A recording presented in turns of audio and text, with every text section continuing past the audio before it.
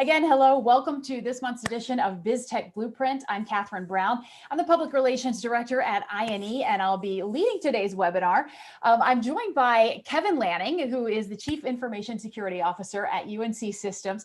And Kevin, we are so happy to have you with us. To give you a little background on Kevin, prior to his current position with the UNC System Office, Kevin spent 18 years with UNC Chapel Hill as Executive Director and Chief Information Security Officer, Incident Response Manager, as well as a variety of other information technology roles. And then prior to Carolina, he worked as a healthcare risk manager in the private sector. So Kevin, of course, brings a wealth of knowledge to the table, including broad information technology and risk management experience. We are going to learn a lot from him. And Kevin, we are so glad and honored to have you with us today. Thanks for joining us. Thank you, Catherine. My pleasure to be here. You can hear me okay? Yep, we've got you loud and clear. Yeah, thank you. Neil Bridges also joining us today. Neil has built and led multiple global security operation centers for Fortune 100 companies. Neil owns his own company, Root Access Protection. And from a start at Cyber Command in the Air Force, Neil has been a leader in strategical, operational, and tactical areas of cybersecurity. So just appreciate you both being with us today. We're in for a really good conversation and hope to get some answers to a lot of questions out there and head into 2021 with some really clear ideas of what our priorities are. So today, as we sit here on this mid-January day of 2021, we are looking at the funding priorities in IT for this, what will certainly be an extraordinary year in circumstances that we have never seen before. So we're asking, is your company poised to protect and defend itself over the next 12 months? We'll explore some of the biggest challenges and specifically some strategies and ways that you can implement now to overcome some of those challenges. And we really hope to give you and your team the best chance to succeed and to really thrive in this remarkable and quite unusual environment. So without further ado, let's jump right into things. Kevin, want to get started with a question for you. And just a stat, the 2021 Global Tech Outlook report from Red Hat found 45% of respondents say IT security is their top priority. And within that, network security, cloud security, and data protection are the top 3 funding priorities. Kevin, given your responsibility, your experience, and what you've got going on now, leading really a vast system, I want to just start by asking, what are your top funding priorities heading into this year? Yeah, thank you. I think of my role more as teaming than leading, but thank you. So top priorities, remote risks are different, right? We're more remote now, the risks are different. Someone working from their home is on commodity retail networking equipment versus the managed equipment that might be at a company, larger organization. The second thing is people are not getting, they're not having as much separation in their workspace as they would normally have. So, at work, they may have a committed workspace, and at home, that may be more difficult. So things that support remote work, that support separation of space. It's not unusual in information security for people to be paged in the middle of the night. And so, that could be very disruptive to a household. But people in these roles are familiar with that. And then for me, the third category, I'm not going to mention specific companies or technologies because I do invest in this space, but the third thing that comes to mind for me is making sure our communications with each other and our support for each other is strong. Spend more time on communications. Whereas in an office setting, you might detect that someone's having a problem easier. You have more robust communications. That's not as easy to do remotely. And then communications, especially with our leadership, things are different. Our risks are different. We need to make sure they understand what we see that's different, so they don't get blindsided by any kind of incident, right? And I think in a time of disruption like this, it's also an opportunity for us to show information security and IT as other than just a cost center. It's an opportunity for us to show that we can come up with solutions to current problems. So a paper workflow that worked just fine a year ago, maybe purchasing products, there's an opportunity for security and IT to step forward and point out that we might be able to have secure, effective IT workflow automation and secure digital signatures, encryption in transit, and make automation of that workflow, IT transformation, safer and more effective than ever. Neil, That's it. I'm nodding along enthusiastically to a lot of what you Well, and I want to pick on that a little bit, Kevin, because I know that for years, right, a lot of IT organizations and security organizations have had a cloud first strategy. And I think COVID last year really thrust a lot of the advancement in terms of how the dynamic worked in the IT organizations as people shifted in their work from office to work from home dynamic. Where do you see different in 2021 about that acceleration of a cloud first strategy that may have been different in 2020 or even in years prior where there wasn't that big of a push? We're going to see more cloud adoption. I think we're going to see more diversification in cloud adoption, so more cloud products. It's more important than ever that staff get an opportunity to be trained and certified in the technologies that the organizations on this call have committed to, so that they be sure and get it right. You know, it used to be the case that I knew 10, 15 years ago, I knew the people who ran the machine room and the servers and did the administration, right? With cloud, it is more based on contracts and vendor reputations and so forth. And so it's really important to have the training and the certification right. But I do see more of the same and more diversity in cloud as well. Now I know, kind of cloud, excuse me, cloud security and data protection really kind of go hand in hand. And there's always been this construct of how do you ensure good data protection in your cloud environments, especially to your point, since you don't know the guys who are running the servers in that environment. But now that we've kind of exacerbated the boundaries of the corporate network to people's home offices, where is that balance between cloud security, data protection, and enabling your users to do that remote work, kind of in this new way of working? I think it's really essential that business leadership be a part of that conversation, right? Because people on the front lines or middle management who see those risks and those opportunities, it's really important to touch bases with leadership about the balance, because the balance changes, right? In late March of last year, everything changed, and our ability to adapt to those changes was essential. So I think touching bases with your enterprise risk management and other risk management and leadership groups to find that balance is essential. And it's really important to articulate it well, right? It can't be an IT answer. That's exactly what I was going to say, Kevin, just to a practical point. How do you convey this when you're sitting down with business leaders and others who, are making the financial decisions and other business decisions? How do you convey how critical these priorities are and things like training is without using that technical language that may not resonate with them?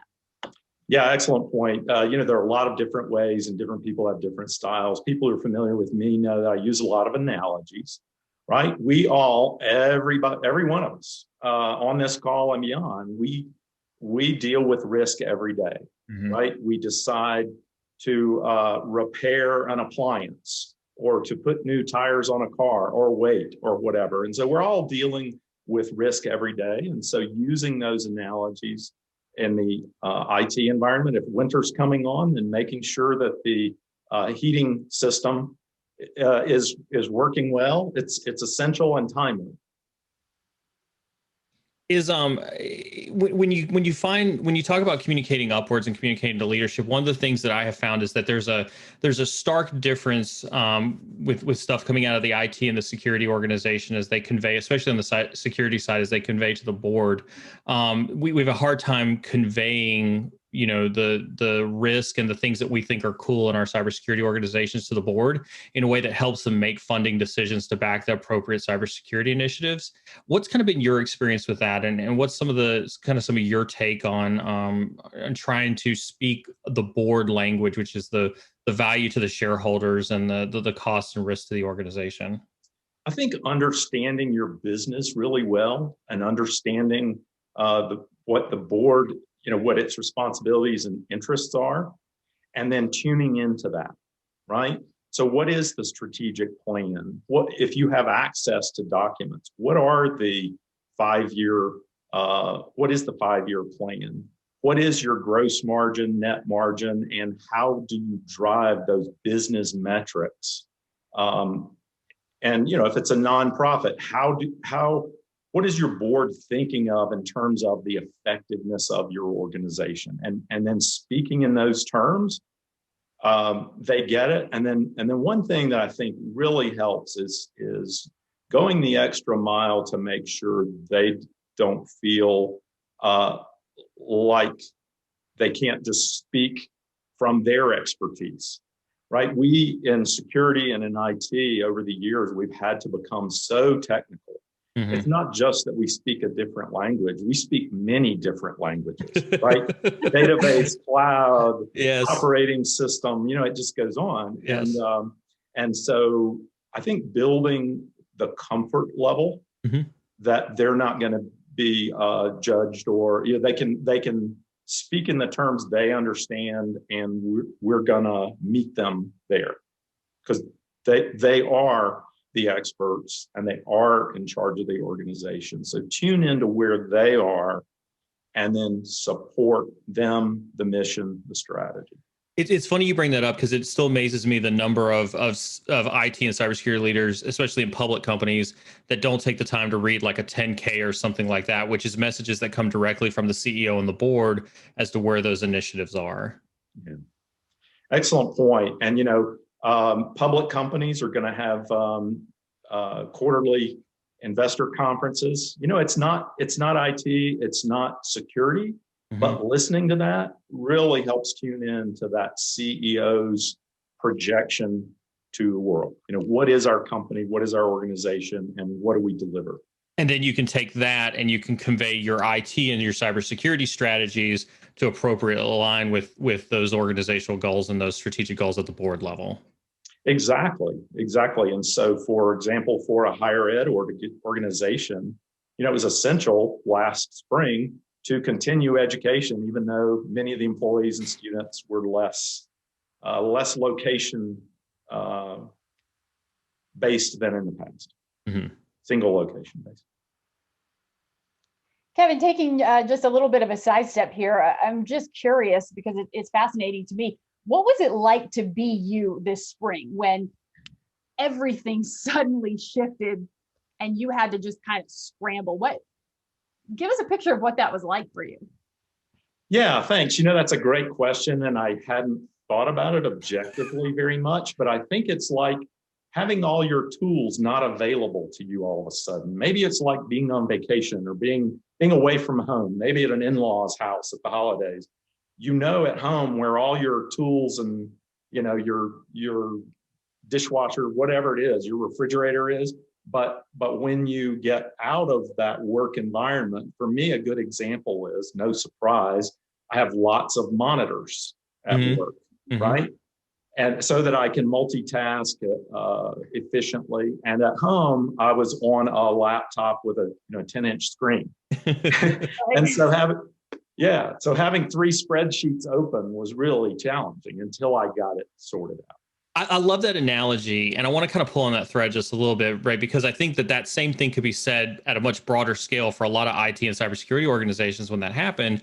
And so as you look to 2021 and we don't really have an end to sight, what are kind of some of the technology classes or some of the technology ideas that you think might be worth looking at or investing in for organizations in 2021 that might help them feel with that, kind of cope with that desire that they've lost control of some of their tools or lost some of the key things to make their organization successful?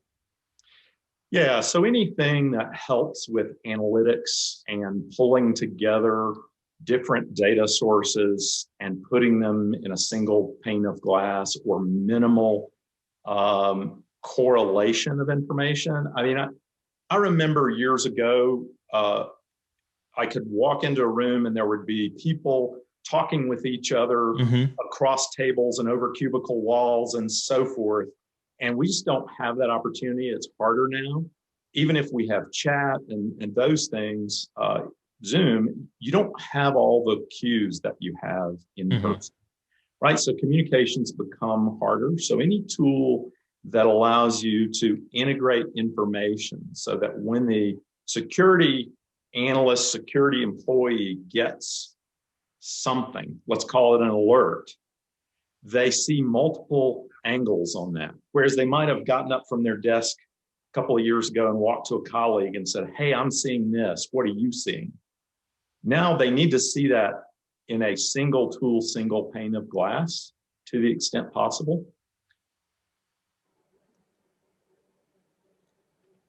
In that regard, you sound like, obviously, having been in that security operations role and led a lot of security operations teams, it sounds like you're talking about something like a centralized SIM or some type of organization like that. And I know one of the technologies that's kind of on the cusp as we roll into 2021 is this concept of XDR and bringing all of that together in XDR. Do you have any, if you were to look at strategies for 2021, where do you see the evolution of XDR? Where do you think that that's going to come about on the conversation scale, especially when it pertains to things like centralized visibility and whatnot?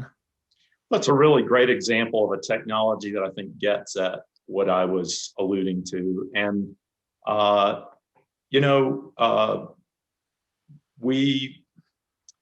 think we're early in that technology. So it's a great technology, extended,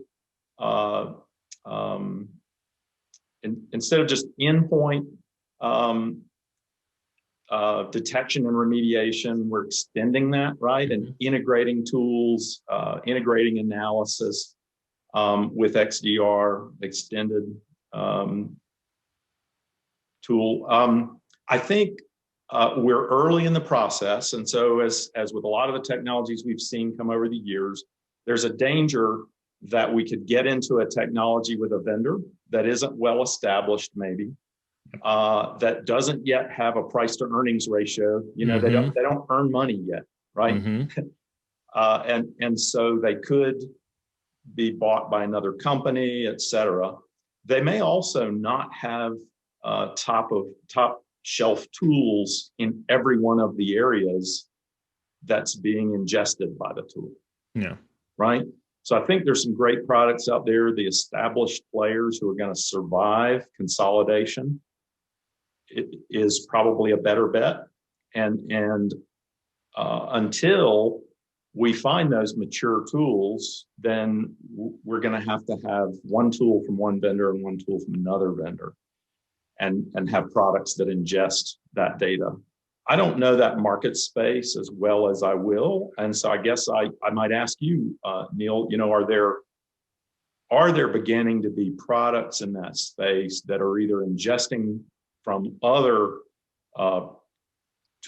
companies, other tools from other places and ingesting and dealing with that well, or do they have high enough quality tools that their suite is sufficient?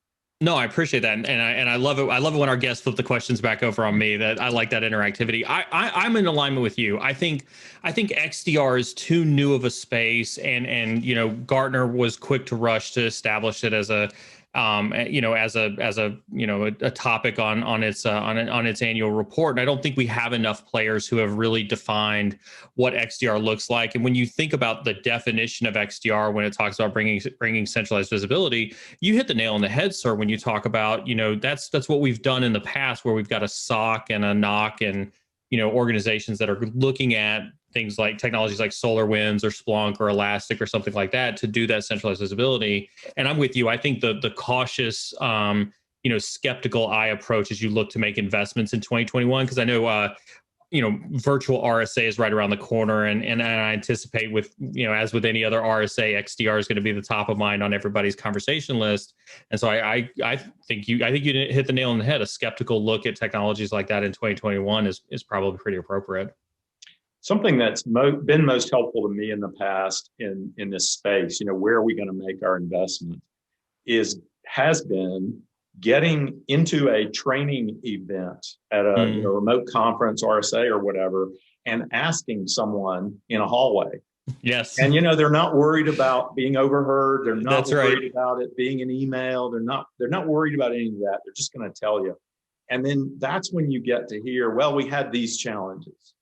It's funny you bring that up, because I was at RSA last year before before everything happened in March, and some of the things that we heard out of the global CISO conference that was being held at RSA with like Netflix CISO and Apple CISO and Microsoft CISO and whatnot, was that their largest disappointment in investment in 2020 and 2019 was actually CASB, Cloud Access Security Broker. Do you want to weigh in on that from an investment perspective? Is that, you think that technology has matured enough to maybe relook at it in 2021, or has that been your experience as well? Well, as I think about CASB and I think about XDR, isn't XDR becoming the next CASB? I don't know. Yeah. Yeah. I guess to the extent that in addition to importing information from various tools, it's able to absorb information so broadly that it's pulling in logs and other things from cloud tools. Maybe it becomes the next CASB. I don't know. Yeah. What do you think? I think CASB rode some coattails very much like XDR has, and it quickly became, cloud access security, all the things that people like to hear from a buzzword perspective. And I think CASB definitely fell into that trap of, you hear about it at RSA, and then it instantly becomes a cybersecurity and IT security strategy and initiative for the following year. And I think that led to a lot of disappointment at last year's RSA. Yeah. Okay. Yeah. Yeah, it's going to be difficult for these vendors to get it right over an expanded. If I'm right, that cloud is going to continue to expand, and we're going to have more and more software as a service and cloud choices in the future. The software writing challenge for people producing CASBs is going to be more difficult. Absolutely. Kevin, just to one of the points that you brought up earlier in the conversation is, a big challenge for so many companies is that they had all these tools in place to train and to secure their company, assuming that people were sitting at their desks, and now they're not, and we can assume that they won't be in 2021 either, at least not as many as we're used to seeing over the years. Are there, or I guess, how can companies use the tools that they already have, take those and adapt them to this new reality that we're facing now? Yeah, I think it's all about communication, and communication at all levels. Making sure that if there's a problem, we share that in a way that it can be heard. So some things I see remote, someone shared with me the other day, they said, well, why is it on Zoom that people wave goodbye when a presentation is over? And why do they do that? Well, I mean, part of the reason is maybe the microphone doesn't work anymore. Maybe they've been muted by the people running the call. It uses, Neil, less bandwidth, maybe, right, than verbal, and so things have changed, and I think communication allows us to make sure we're sharing with each other up and down your management chain and across all your coworkers. What are the challenges and how can we work together to resolve them? Another thing is I think we notice with various remote technologies that sound will drop out due to UDP, right? We will see sound drop, and we don't know if we failed to hear the critical word, right? So interrupting and saying, I'm sorry, I know there are 30 people on this call, ma'am, to the boss, but without being disrespectful in any way. I don't think I heard that. Would you mind repeating that for me? It sounded, the critical point of your presentation, could you repeat it? And so being sure to say those things to each other, and then investing in the technologies. And there's a wide variety of these, a traditional technology VPN, I think, a lot of VPNs that may have been destined to right off into the sunset got brought back center stage, right, a year ago. So investing in the technologies that really help. So if people are going to be remote, it's essential that they have good microphones, good headsets, good speakers, all the tools that make them as effective as possible. And Catherine, to your point, to one of your points, to the extent that we continue to have people working remotely more than in the past, these tools are just going to benefit us down the road. I think we were on a path to some information technology transformation, and we went from what was going to take 5 years to it got done in a year or less. Right? Or less. Like I'm much better at remote technology than I was a year ago. And I think we all have those things. I don't think there's anybody out there, or there are very few people out there getting their email printed out and reading it on paper anymore. Very fair. In your spirit of analogies, Kevin, my kids have been playing Super Mario Brothers lately, and where they world, that's kind of what it's felt like to me from a technology standpoint, is where you're on track and you're going to beat this world and beat this world, and all of a sudden you push like up, down, left, right, A, B, and we're like, whoa, we're in world 8. Like, how did this happen? All right, we're going to figure it out. But I love the analogies and all that. So I want to get to a couple of the questions from our audience.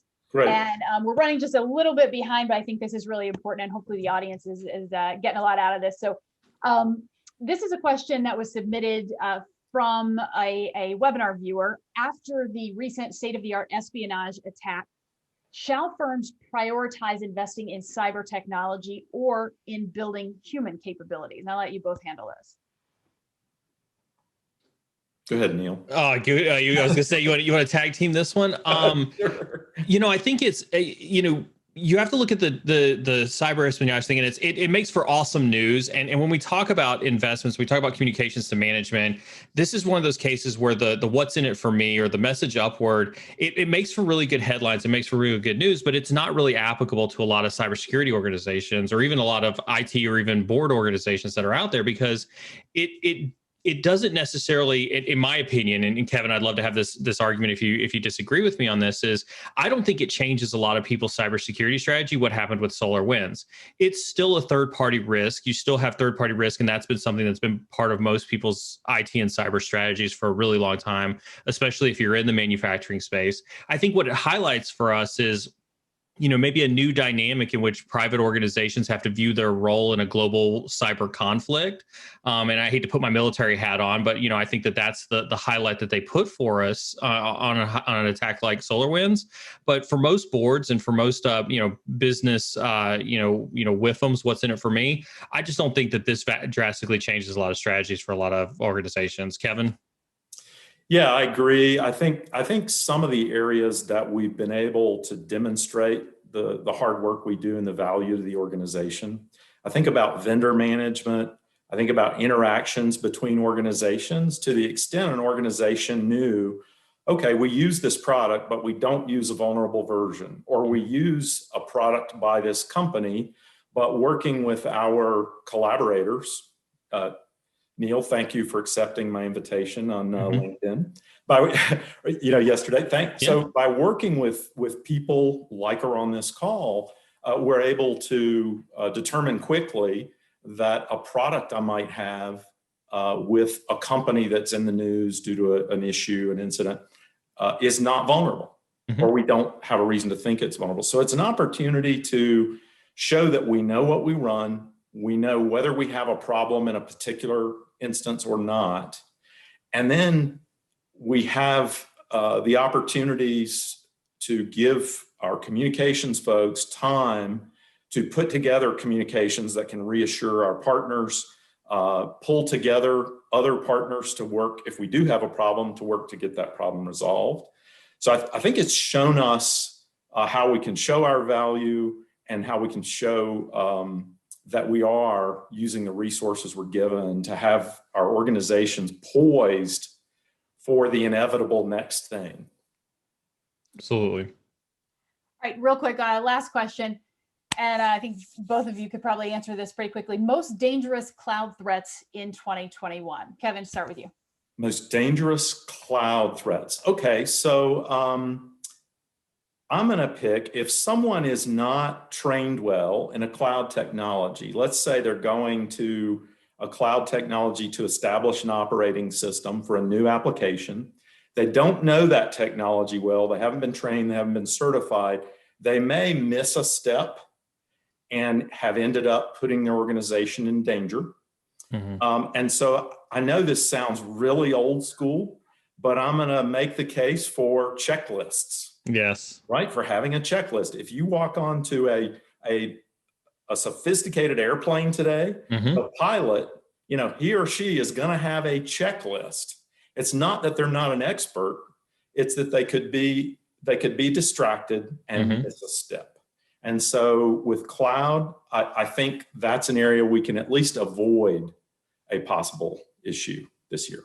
I think I'd have a hard time following up with that, because I do agree. I think training is key and paramount. And if I were to identify, something that I think is dangerous, from a cloud security threat perspective, again, I would pick something that's probably more akin to something that showed either a lack of checklists or a lack of training or a lack of, kind of education of space. With the vast majority of movement going to cloud rapidly, things are going to get missed from either a baseline configuration perspective or a standards and implementation, standpoint. And so, I think seeing an increase in open S3 buckets with large amounts of data in there, there's a lack of skilled ethical hackers and penetration testers, vulnerability assessment strategies, and tons of security, assessment methodologies centered around cloud that could lend itself to, some unknown amount of vulnerabilities that exist in cloud infrastructure. But I like Kevin's answer, and it's hard to follow up with that, but that's kind of where my head would be at. So Neil, would a way to characterize what I was saying be to do something like a Homer Simpson, like, dope? I'm so glad you brought up checklist, and I gave the fist bump for the checklist, because I did cyber operations in the Air Force for 10 years. And when I got out, when I was leading red teams and penetration testing teams, I was a huge fan of having checklists even in the penetration testing space. And that's a very controversial topic amongst ethical hackers and whatnot.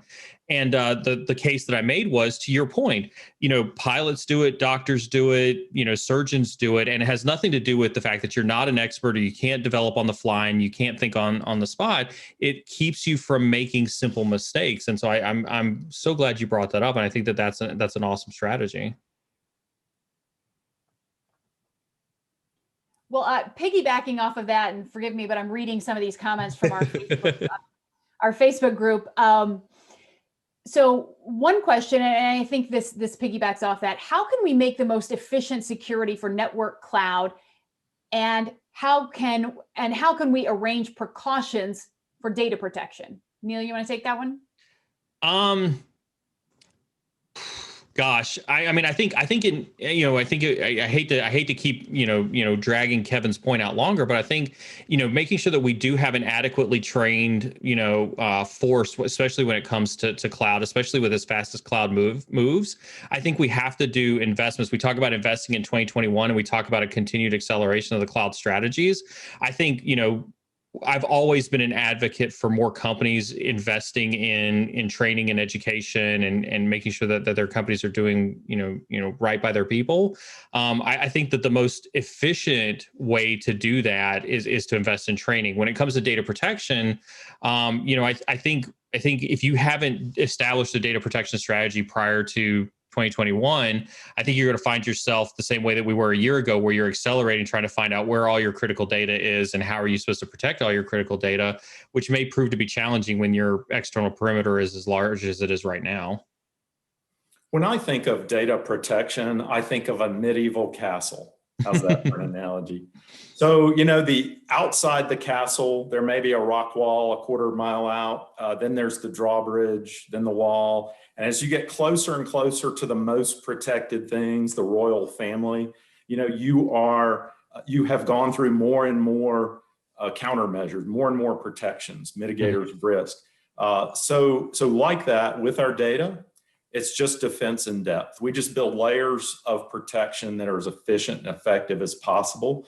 There's some good tools out there today that even if you get an operating system, so imagine you were to get an old style pizza box server and you took it out of a machine room or you got it out of a van while people were eating lunch.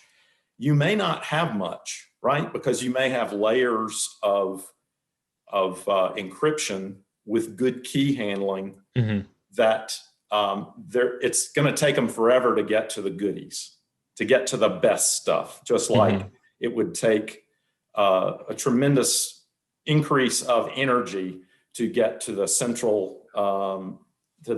of a medieval castle as opposed to getting through the outer wall. Absolutely. Kevin Lanning, Mr. Analogy is what I'm going to start calling you. He's got some good ones. I'll give him that. That's pretty good. And you guys teed me up perfect because I wanted to mention here to make sure that our audience checks out. INE actually has a lot of free cybersecurity awareness training programs on our website. We offer those free to businesses, and just allow me to get my little plug in here so that I can cash my paycheck. But INE has a great free cybersecurity awareness training program, which I know is not exactly what we were talking about, but encourage as we're talking about making sure that your business is protected and all of your data is secure in the upcoming year. You certainly, whether you do it through INE or you pay a lot of money to do it elsewhere, you want to make sure that your business is protected. And so definitely check that out, as well as a lot of the training courses that INE offers, some fantastic training courses. So again, thanks for letting me get that plug in there. Kevin, Mr. Analogy, Neil, thank you so much. This was a great conversation. And thanks to our audience for joining in and asking some great questions. And again, if we didn't get to your question, we will we'll coordinate among the three of us. We'll answer it via email. And I really appreciate lots of great questions coming in. And again, a great conversation. So want to let you guys know the next episode of Biz-Tech Blueprint will be Tuesday, February 16th. We'll be focusing on building skills for a multi-cloud enterprise. So we've already got some great guests lined up, working on getting some more lined up. And we'd love your input on some questions you want answered and some specific topics that you want us to address. It is all, by the way, part of our Cloud Week here at INE. So we're going to be doing some really cool stuff that week. The entire week. So make sure you head over to INE.com and check out some of the things we've got planned. You can also register for the next episode, the next webinar over there. So in the meantime, if you have something you'd like us to discuss here on Biz-Tech Blueprint, you can shoot me an email, kbrown@INE.com. You can hashtag Biz-Tech Blueprint on social media. Just use INE. Thanks again, everyone, for joining. Kevin, Neil, thank you guys. Great stuff.